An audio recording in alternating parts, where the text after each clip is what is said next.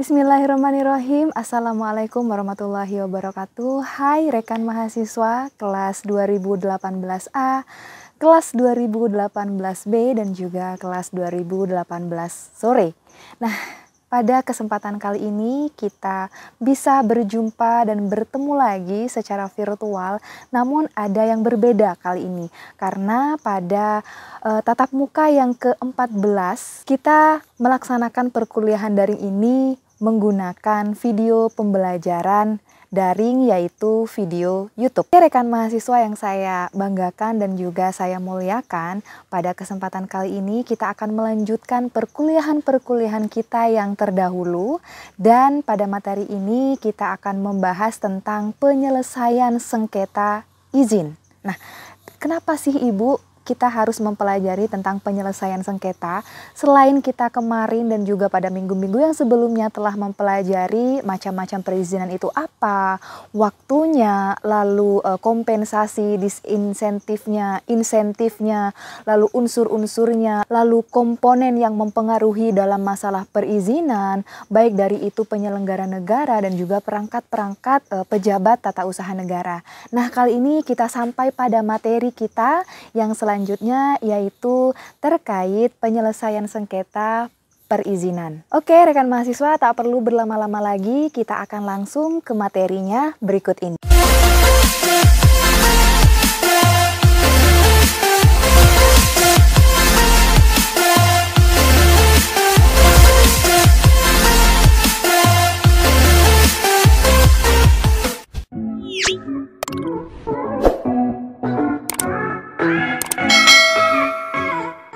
Oke rekan-rekan mahasiswa, sebagaimana judul dari konten video kita kali ini tentang penyelesaian sengketa izin atau penyelesaian sengketa dalam ranah perizinan, kita harus mengetahui dulu kenapa ataupun sebab timbulnya sengketa itu.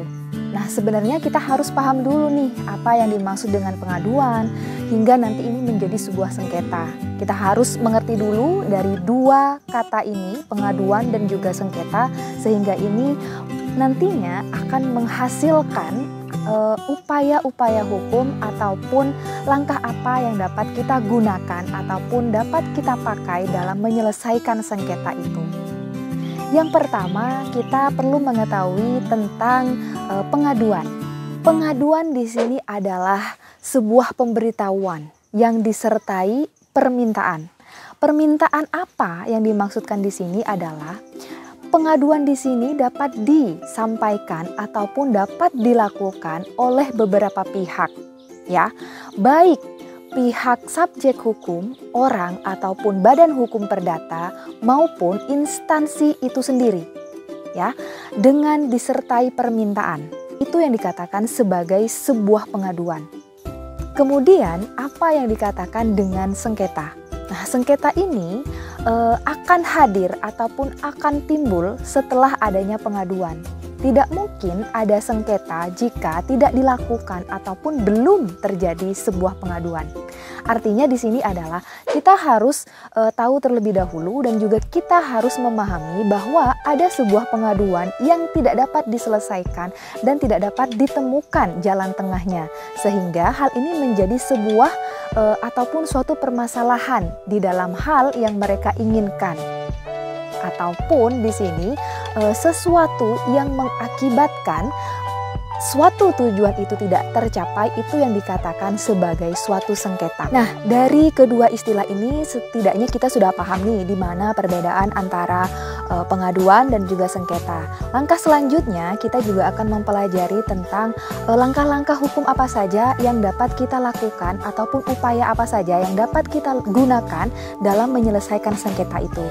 Sekarang kita kan sudah tahu nih ada pengaduan dulu baru terjadi sengketa itu. Nah, setelah terjadi sengketa itu, kita harus menyelesaikannya nih. Nah, dengan cara apa? Yang pertama, kita dapat menggunakan jalur damai atau mediasi. Yang kedua, kita dapat menggunakan ombudsman atau cara-cara yang kita gunakan atau pengaduan langsung kepada badan yang membawahi tentang pelayanan publik, yaitu ombudsman.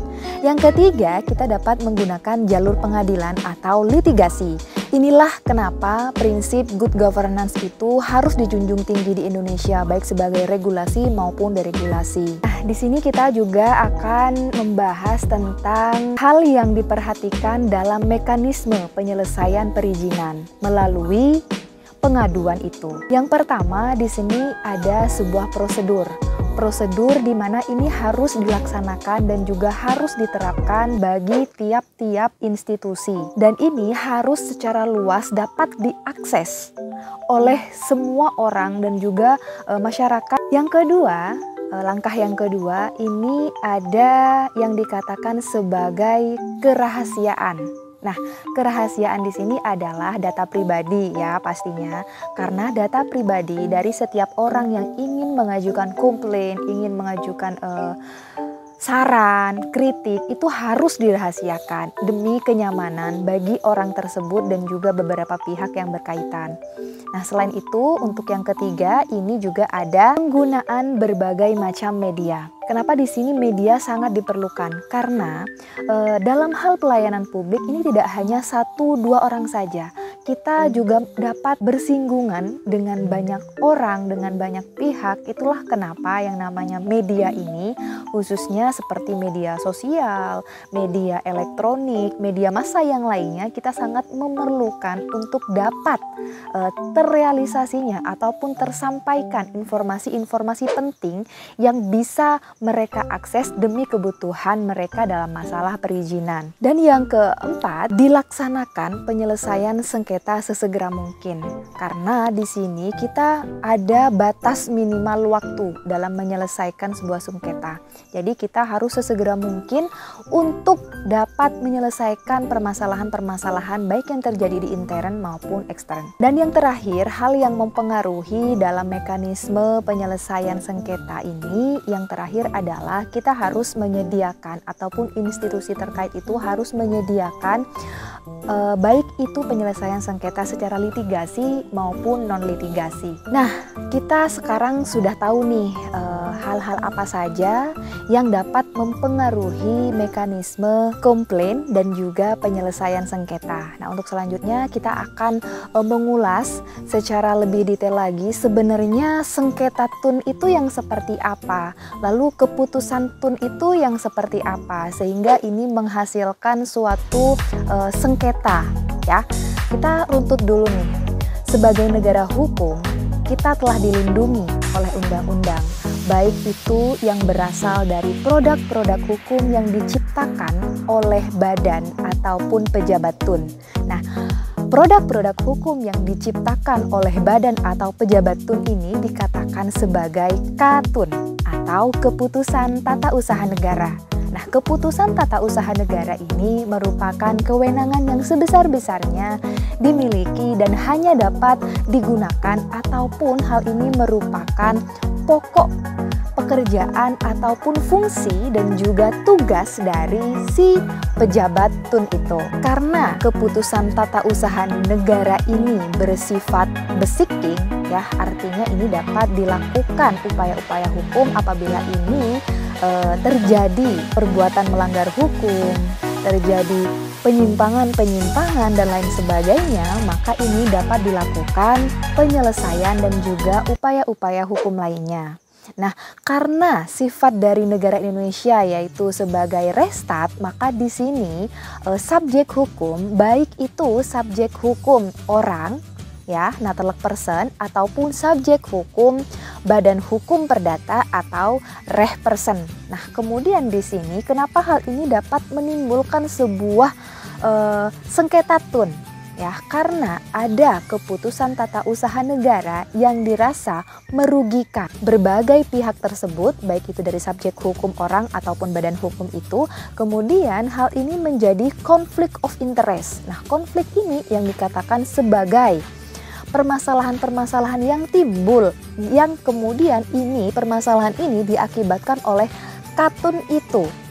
KTUN itu yang merugikan, sehingga hal ini harus cepat-cepat diselesaikan. Oke, yang selanjutnya kita udah tahu nih apa saja yang dikatakan sebagai sengketa tun, keputusan tun itu yang seperti apa. Sekarang kita menginjak kepada sub pokok bahasan, yaitu tentang alur penyelesaian sengketa tun. Penyelesaian sengketa tata usaha negara ini dapat kita lalui melalui dua jalur. Yang pertama jalur administrasi dan yang kedua ada jalur gugatan. Kita bahas mulai dari cara ataupun upaya yang ditempuh melalui administratif.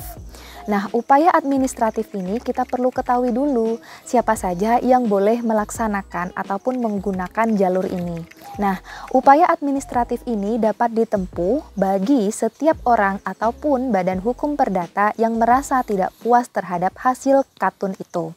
Nah, di sini ada dua cara. Yang pertama melalui upaya keberatan dan yang kedua melalui upaya banding administratif. Kita pahami dulu penyelesaian dengan upaya administratif melalui upaya keberatan. Nah, upaya keberatan ini dapat dilakukan dapat dilakukan pengaduannya itu kepada suatu instansi yang berkaitan. Kemudian yang dapat melakukan keberatan ini adalah pihak dari instansi yang mengeluarkan keputusan tata usaha negara tersebut.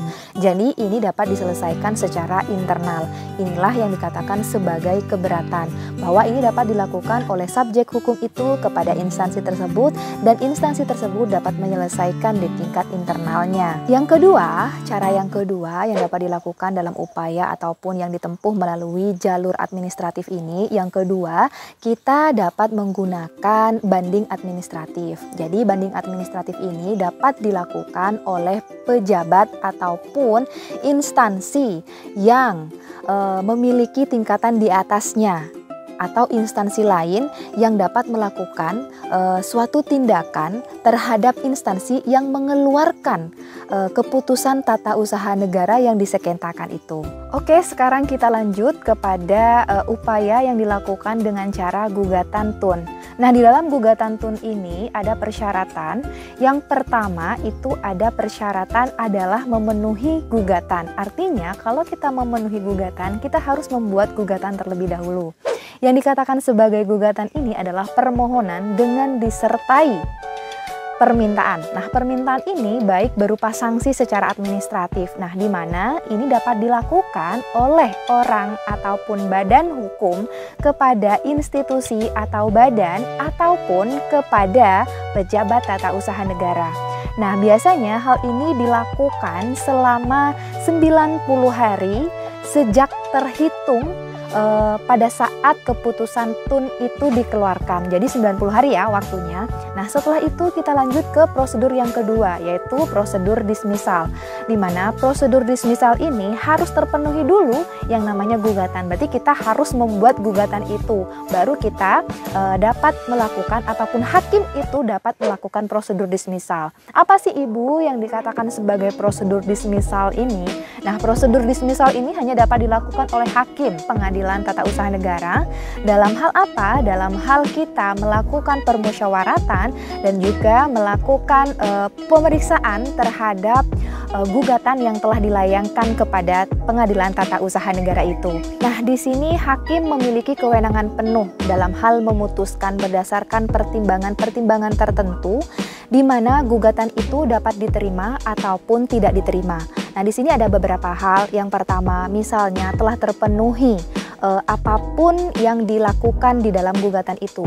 Nah, artinya kalau misalnya ini sudah terpenuhi, maka ini bisa saja gugatan itu tidak dapat diterima. Karena apa? Hal ini sudah ada, sudah jelas termaktub di dalam keputusan tata usaha negara itu.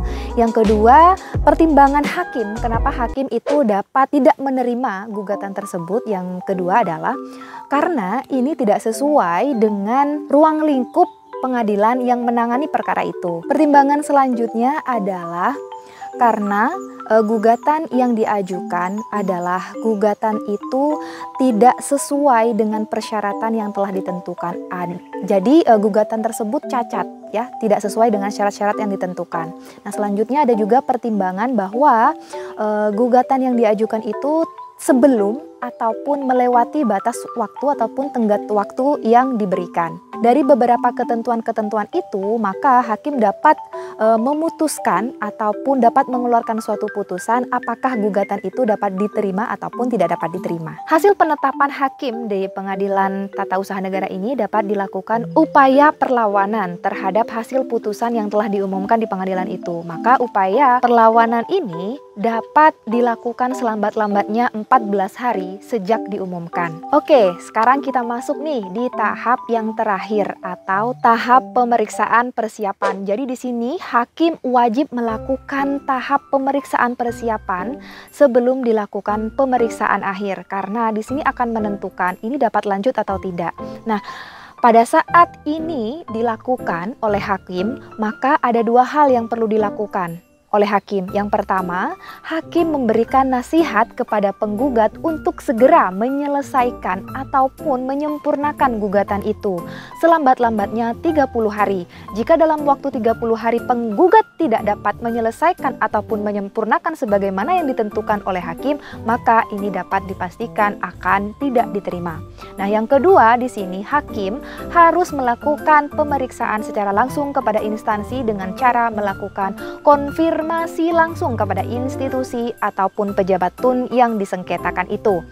Nah, dari sini teman-teman mahasiswa jika ada yang ingin ditanyakan silahkan komen di kolom komentar ataupun teman-teman mahasiswa ingin berdiskusi boleh monggo disilahkan di komentar ataupun di grup kelas. Ya, segitu dulu penjelasan saya dalam tatap muka yang ke-14 kali ini. Dan di akhir video ini saya akan mengumumkan sama mahasiswa yang menempuh mata kuliah saya ini, mata kuliah Hukum Perizinan dan Tata Ruang, bahwa ini ada tugas individu. Ya, tugas individu yang bersifat mandiri artinya ini harus dilakukan secara mandiri dan tidak berkelompok. Ini saya cantumkan di deskripsi box, teman-teman bisa cek di situ, di link itu. Kalian bisa mendownload file tugasnya. Ini file tugas berupa artikel, ya, berupa artikel. Kalian bisa menyimak di situ. Maka di sini teman-teman harus menyetorkan sesuai dengan estimasi waktu yang telah ditetapkan di situ. Teman-teman, ini tampilan dari file tugas artikel mata kuliah Hukum Perizinan dan Tata Ruang. Di sini sudah ada beberapa ketentuan, mulai dari ketentuan umum, ketentuan penulisan, prosedur pengumpulan, ya. Di sini teman-teman bisa menyimak, kalian juga bisa mendownloadnya secara langsung pada link yang telah saya sertakan di description box. Di sini teman-teman diwajibkan untuk membuat karya tulis berupa artikel. Dan artikel ini adalah karya original atau asli yang diciptakan sendiri oleh teman-teman mahasiswa dan bukan merupakan hasil copy paste karya milik orang lain. Artinya di sini teman-teman boleh untuk menggunakan beberapa catatan kaki ataupun referensi dari orang lain ataupun sumber-sumber yang dipakai dengan cara ataupun dengan catatan teman-teman itu harus mencantumkan siapa yang merupakan penulis dari tulisan itu. Nah, jadi di sini teman-teman mahasiswa tidak diperkenankan mengambil tulisan orang lain karena itu akan masuk ke dalam plagiasi. Selain itu, di sini pada ketentuan umumnya juga telah saya sediakan 3 tema. Teman-teman bisa memilih salah satu saja tema tersebut. Nah, tema ini yang pertama ada pengendalian pemanfaatan ruang melalui perizinan. Yang kedua, tema yang kedua adalah pengawasan terhadap penyelenggaraan izin. Yang ketiga, kewenangan pemerintah daerah dalam memberikan izin sebagai upaya penataan ruang. Jadi silahkan teman-teman lebih prefer menggunakan tema yang mana atau lebih gampang menggunakan tema yang mana, dipersilahkan untuk memilih salah satunya saja. Dan saya tekankan lagi sama teman-teman, tema dengan judul itu berbeda. Jadi saya tidak mau nanti di dalam tugas artikel itu temanya itu ditulis kembali sebagai judul. Itu adalah 2 hal yang berbeda. Kalau tema itu hanya sekedar bahasan secara umum. Jadi untuk judul, teman-teman harus menuliskan judul yang lain sesuai dengan rumusan permasalahan. Karena tidak sama antara tema dengan judul ya. Jadi dibedakan antara tema dengan judul itu. Dan penulisan artikel ini tidak boleh bermuatan sara, pornografi, provokasi, dan juga bertentangan dengan asas-asas ketentuan di dalam penulisan ilmiah. Ya, di sini teman-teman pastinya juga sudah paham ya metode penelitian hukum yang itu seperti apa, karena di sini teman-teman saya rasa sudah menempuh mata kuliah Medpen. Oke. Dan di sini saya contohkan seperti ini. Teman-teman ini harus ataupun wajib menyertakan mitra di dalam artikel itu. Nah, mitra yang dimaksud contohnya seperti ini. Ada Dinas Penanaman Modal dan Pelayanan Terpadu Satu Pintu. Itu boleh menggunakan contoh dinas itu. Nah, intinya di dalam artikel ini misalnya menulis tentang kewenangan pemerintah daerah dalam memberikan izin sebagai upaya penataan ruang.